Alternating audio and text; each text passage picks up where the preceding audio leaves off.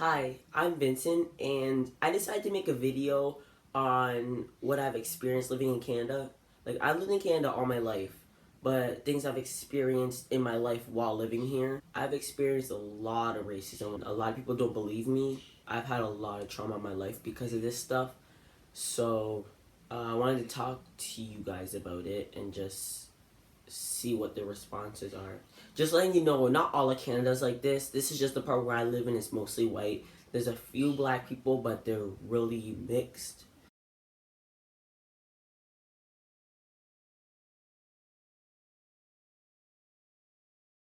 They're not really visible minorities. Like, you wouldn't go up to them and say, you're black, right? They have to go up to people and say they're black. For me, you just have to take one glance at me and you know I'm black. I'm gonna explain what I've experienced in my new school and what I've experienced outside of school.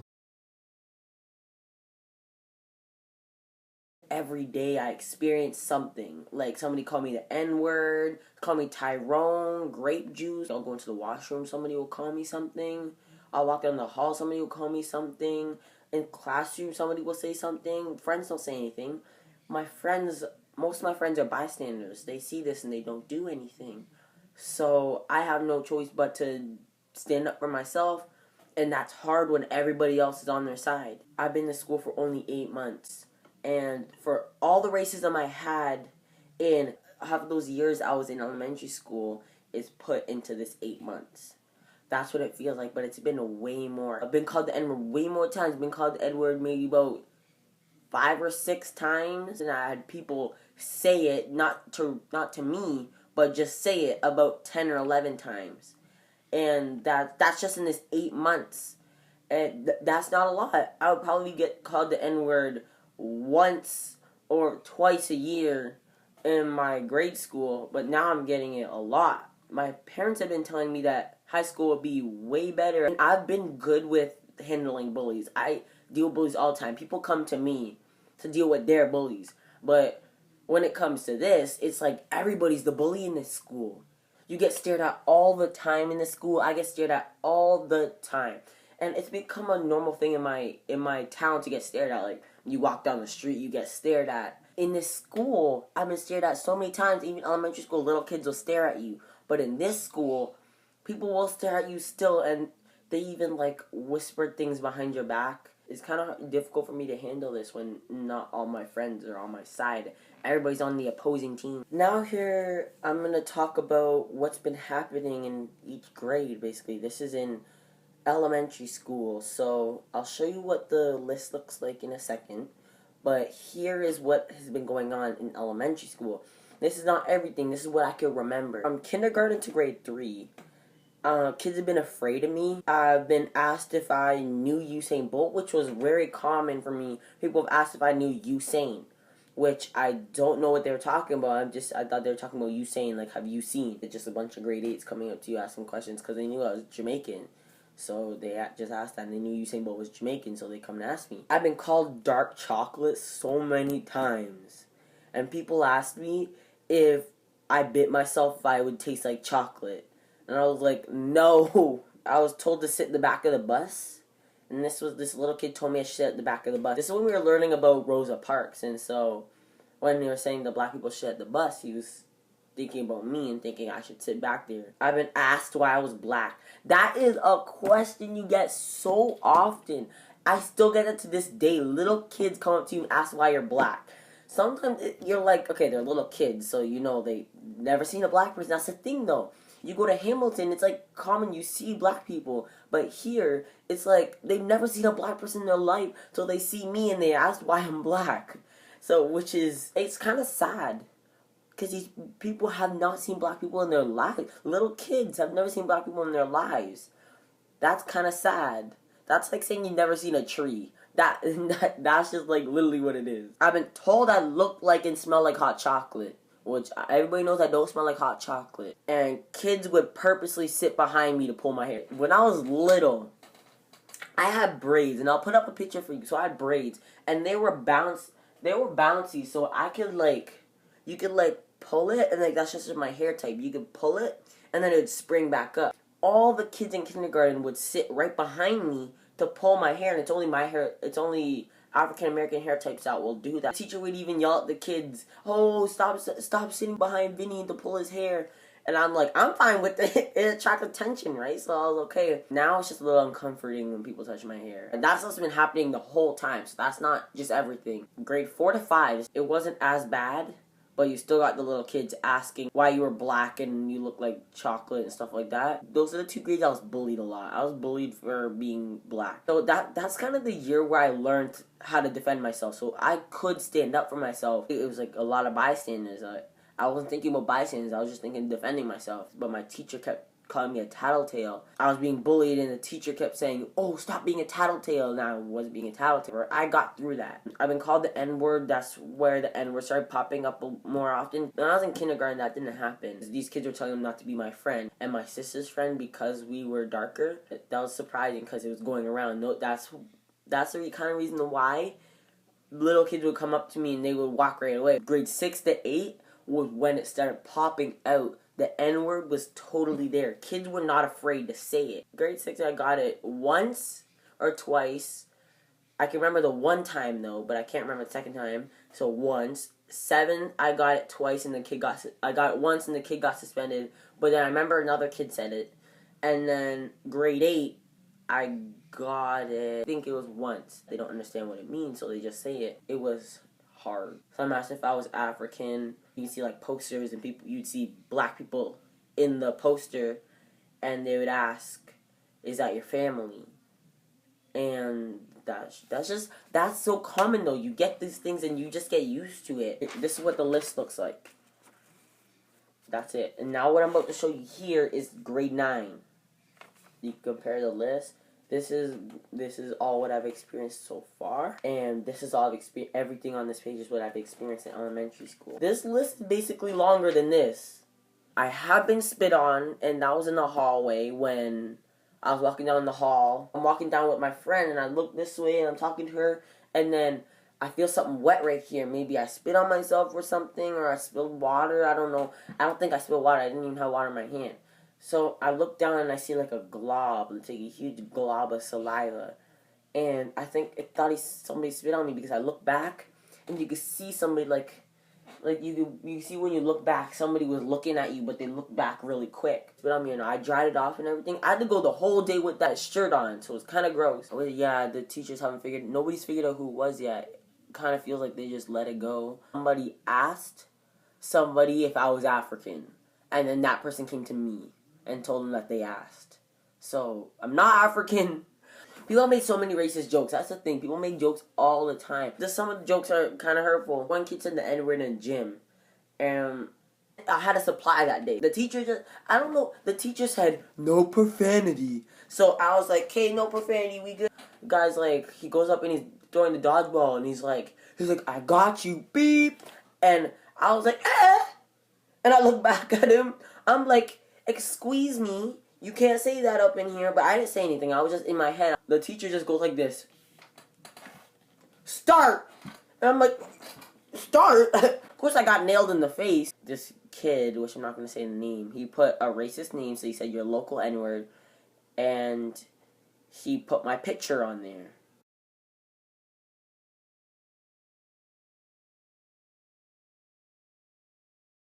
The thing is, he put my picture on there. He didn't just come upon my picture and be like, "Oh, I'm just gonna use this." He knows who I am. We've actually been friends before, so he turned racist around, and he wasn't joking with this because every year he started getting more and more like racially motivated. So when I stopped talking to him for a whole year, this is him now. He's had to search up my name on Google. If you search up black people, you're not gonna come upon my name, but if you search up Vincent Kane, you will find it.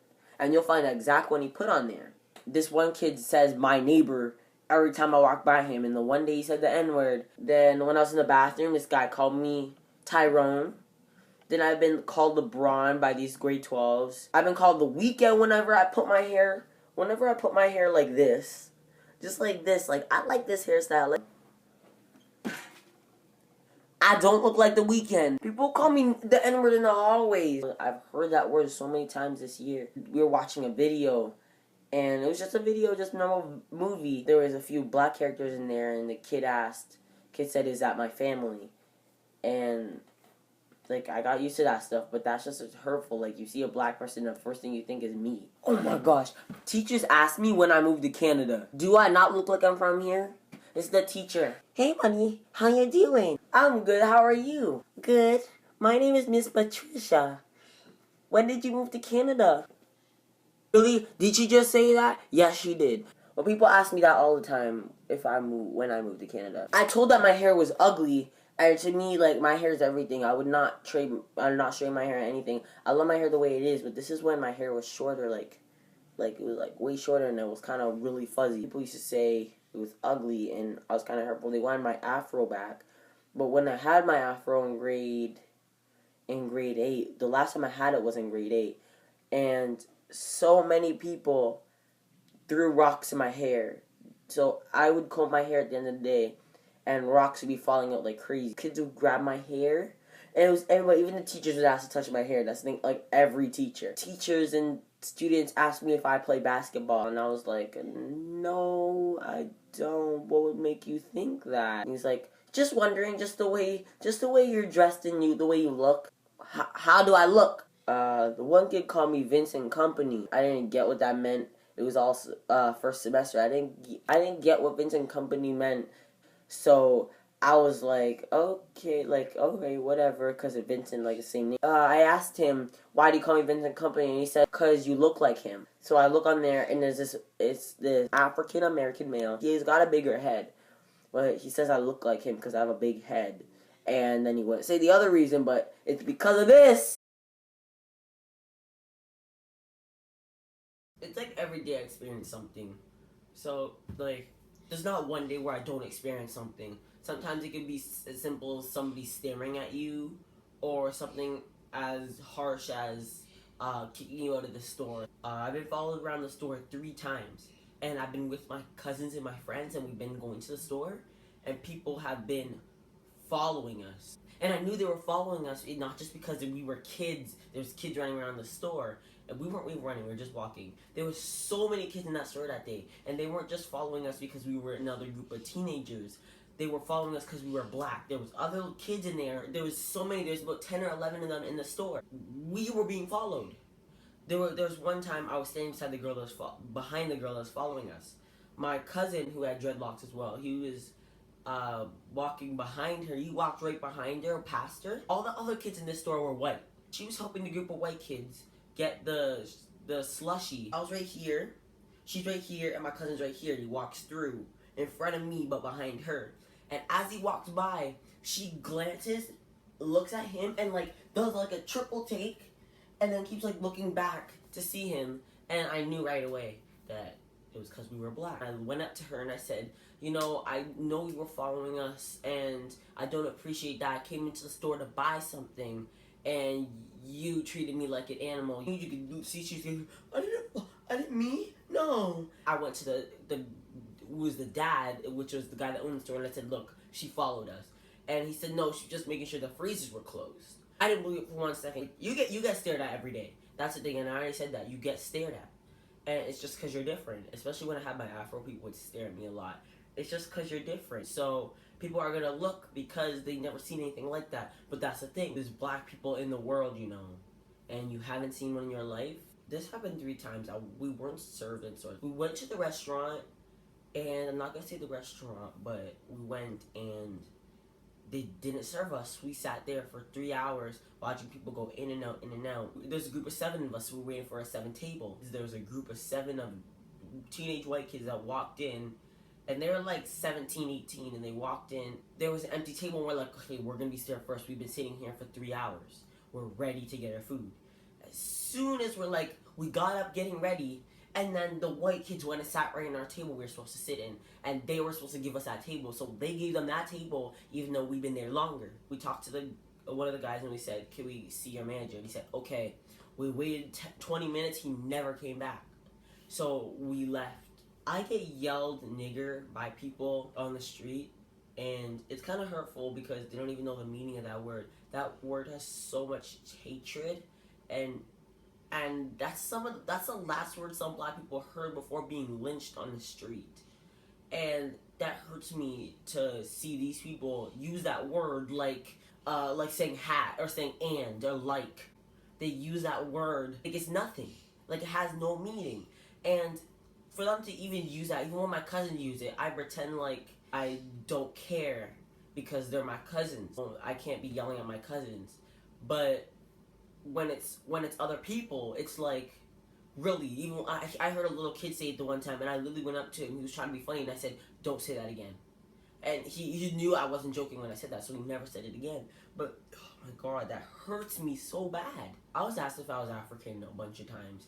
Even a kid came up to me and went, and I'm like, "Excuse me, what? Why'd you do that?" And he's like, "I thought you could speak African." The meaning, what he meant by that was, in Africa, there is a language in, I think, the Zimbabwe and Malawi area. The main words in it are clicking sounds, and there's different tones of clicking that make the words and that people understand each other. He heard that and did it to me because he thought I was African because I was black. I'm gonna tell you guys this now.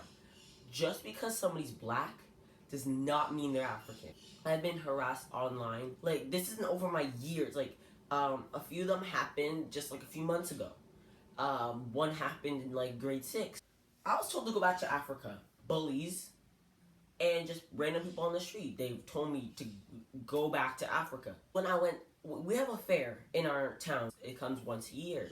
When I went, there was this kid, her brother went up to her and was like, he was like, "Oh, you're a little booger," and stuff like that. And he was joking, but like, I was just trying to go along with the joke. And I was like, "Hey, yo, just leave her alone, man." And he looked at me, and he looked at me like this. He was mad. And you could see his fist balling up. And I was like, oh, like, it was awkward. I was just like, okay. And I walked away. I asked her, I was like, what was that about? And she's like, oh, he doesn't like black people. And I was like, oh. I just like met eye to eye, literally like a KKK member. That's what it felt like. The hatred, I could feel his hatred energy. And I've been called a thug 2 times. There's been some teenagers that'll come up to me and they're like, "Hey, yo, thug, what's up?" I'm just like, "I'm not a thug." And they're like, "Well, you look like one." And I'm like, "But I'm not." When people come ask to touch my hair, I'll be like, "Yeah," because they're curious, and I'll tell them a little bit more about our culture. But then when people start calling me a thug, I'm like, "I'm not." I tell them and I just say, "It's not funny. Like, you don't do that."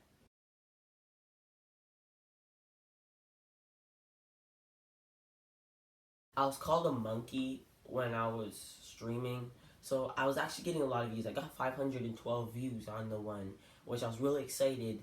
One guy called me a monkey. He's like, "Tell the monkey to stop." When I saw that, like, it struck me right away. I was like, really?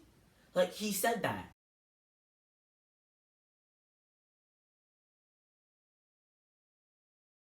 Nobody would have the guts to say that. And even if you were my friend, you would have to have real guts to come up to me and call me a monkey. Because people have called me a monkey in my life, and I've been like this right now. I've been serious, down serious with them. I don't joke around with this stuff. So when my friends will come up and call me a monkey as a joke, I'm like, it's not funny. One of my friends have told me I've never experienced racism in my life, and after I talk about all this stuff, he's telling me I've never experienced racism in my life. That's insulting. Just because you've never seen me experience it does not mean I've never experienced it in my life. When we went to McDonald's, like, whenever I go to McDonald's, I get stared at all the time. So I try not to go there. I try not to go to anywhere, period, because I get stared at. Me and my friend sat down, and my friend was white. He sat over here, and there was already a white lady and her kid, and then another white lady sitting there. Just as we turned the corner and sat down, she gave me the dirty look, like she was staring me down like this. And as soon as her son walked off into the play place, she's like, "Boy, come here now." He's like, "What, Mom?" And she's like, "Get over here now, we're leaving." He said, "But we just got here." And she's like, "No, we're leaving right now." And she got up, grabbed her son, she left all the food. She just got that food. She left all the food sitting there, and she picked up her son and left. What's people's problem though? What is your problem with black people? Why don't you like black people? What is it about black people you don't like? This hurts me to know, and you hear people say this all the time, but it hurts me to know somebody doesn't like me or hate me and my people because my skin literally has more melanin in it. I didn't choose to have brown skin. So what makes you have to buck me because of it? I can't go and change it. So what's your problem?